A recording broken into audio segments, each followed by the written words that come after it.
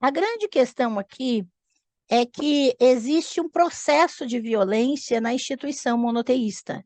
E esse processo de violência acontece em toda vez que é instituído um monoteísmo na história.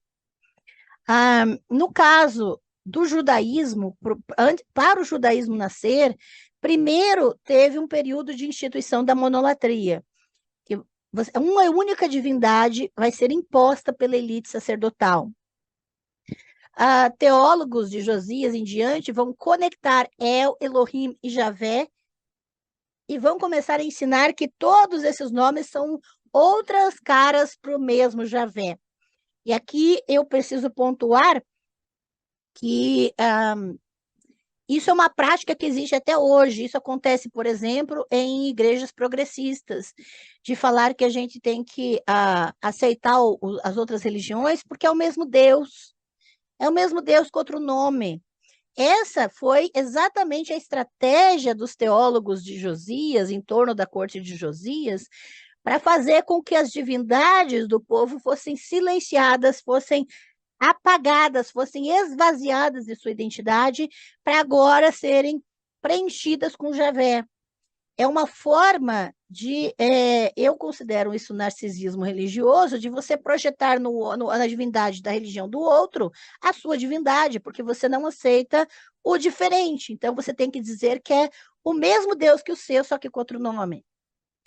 Então, veja que isso é, sim, uma forma de intolerância e que é importantíssimo que isso ocorra para que haja uma instituição violenta do monoteísmo. E esvaziando as outras divindades e dizendo que são nomes do mesmo Deus.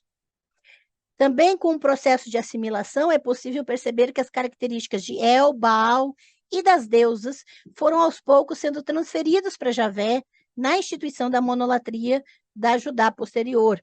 Então, por exemplo, Javé começa a assumir a função da tempestade, você vai começar a ver nos textos proféticos em que Javé se manifesta com raios, nos salmos em que ele vem com a tempestade, e Javé, então, começa a assumir as características de Baal, começa a assumir as características de criador de El, como El era criador, ele pega essas características para ele agora, ele pega as características da fertilidade das mulheres, das deusas, da guerra também das deusas, de outros tipos de guerra.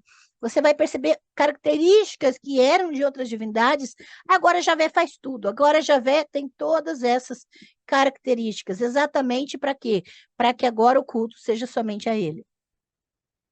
A Pérsia, no pós-exílio, não impôs o zoroastrismo a ninguém, apesar das suas conquistas imperiais, eles não impunham a sua religião. A estratégia era que Ciro, o Grande, né, chamado o Grande, fosse considerado um Messias, tomando Javé pela mão, e isso é descrito em Isaías 45, controlando a religião do povo. Ahura Mazda, que é o deus do zoroastrismo persa, era bom, totalmente bom, porque no zoroastrismo há um dualismo. O deus principal é somente bom. E existe a Harimã, que é uma divindade, uma entidade completamente má. E então você vai ter no zoroastrismo essa ideia de dualidade, daquilo que a gente vai identificar como maniqueísmo. O poder geopolítico da época venceu o discurso, e a noção de um ser somente bom e outro somente mal é persa. E Platão apenas vai copiar isso posteriormente. E é nessa época que Javé começa a se tornar uma divindade somente boa. E nasce a necessidade de se criarem seres que são inteiramente maus, que vão aparecer na literatura apocalíptica, que nós temos cursos sobre isso também. Aqui, por exemplo, tem um trecho de Deuteronômio 32, 8 e 9, em que Elion, que é o deus dos céus, que é a divindade que governa os céus, que está acima das outras, e que no pós-exílio vai ser identificada com Ahura Mazda, aqui diz que Elion reparte as nações quando espalha os filhos da humanidade, e ele fixou as fronteiras para os povos conforme o número de seus filhos, mas a parte de Javé foi o seu povo. o lote da sua herança foi Jacó.